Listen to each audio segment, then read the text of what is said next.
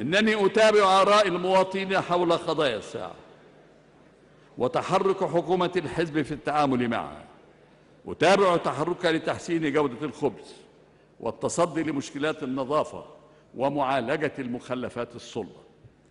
أتابع تعامل الحكومة مع مخاطر انتشار الإنفلونزا الوبائية وانعكاساتها على العام الدراسي، كما أتابع يوما بيوم غير ذلك من القضايا محل انشغال المواطنين. انت فاكر يعني هقعد افر كل حاجة في البلد يعني؟ يا راجل كبر مخك.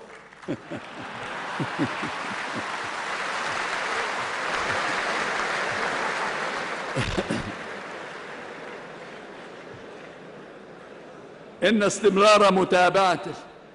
استمرار متابعة الحزب وحكومته لكل هذه القضايا وغيرها مسؤولية والتزام.